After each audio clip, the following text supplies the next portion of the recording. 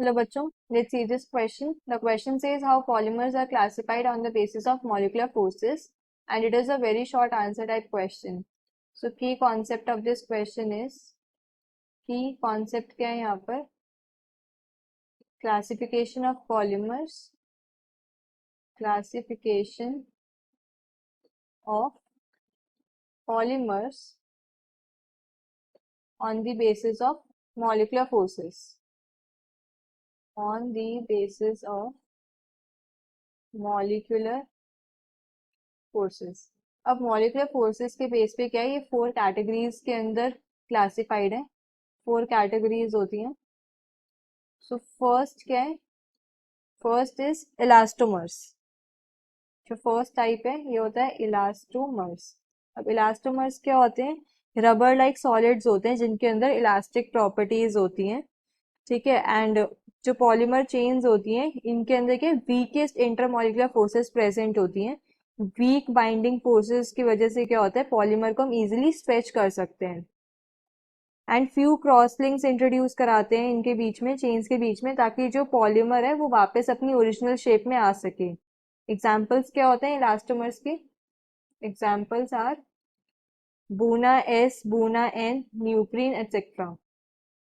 तो जो रबर्स होती हैं like Buna S, Buna N, neoprene, ये सब क्या है, इलास्टोमर्स के एग्जाम्पल हैं. सेकेंड जो कैटेगरी होती है हमारे पास, सेकेंड इज फाइबर्स. सेकेंड क्या है यहाँ पर? फाइबर्स है. फाइबर्स के थ्रेड फॉर्मिंग सॉलिड्स होते हैं जिनके अंदर हाई टेंसाइल स्ट्रेंथ और हाई मॉडुलस होता है इनका.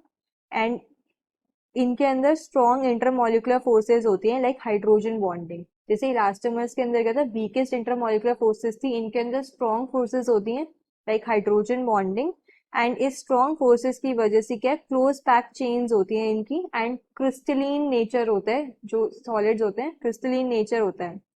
तो एग्जाम्पल्स होते हैं इनके पॉलीअमाइड्स लाइक नायलॉन 6,6. इसके अगर मैं एग्जाम्पल लिखूं, example is nylon 6,6. And polyester में जैसे terylene. Nylon 6,6 is polyamide and terylene is polyester. Terylene, ये सब एग्जाम्पल होते हैं फाइबर्स के. नेक्स्ट कैटेगरी जो आती है इसके अंदर, नेक्स्ट है थर्मोप्लास्टिक पॉलीमर्स. थर्मोप्लास्टिक,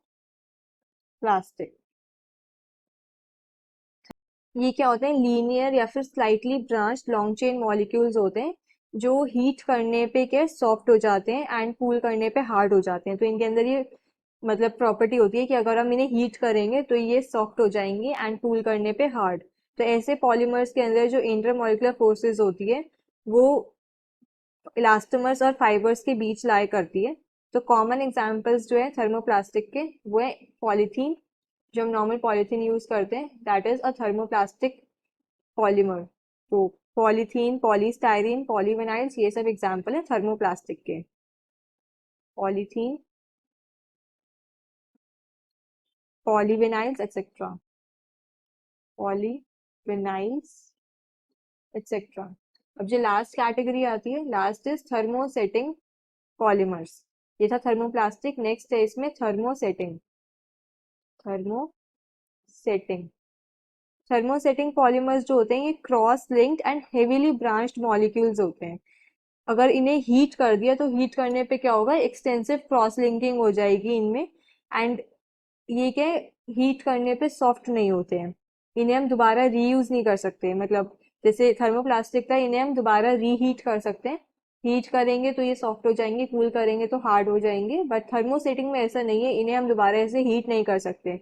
एक बार हीट करने पे इन्होंने जो शेप ले ली वो शेप हम चेंज नहीं कर सकते. तो कॉमन एग्जांपल्स क्या होते हैं थर्मोसेटिंग के? Common examples are Bakelite, Bakelite and urea formaldehyde resins, ये सब एग्जांपल होते हैं एक्सेट्रा. तो ये 4 कैटेगरीज थी on the basis of molecular forces. I hope you understood this well. Best of luck.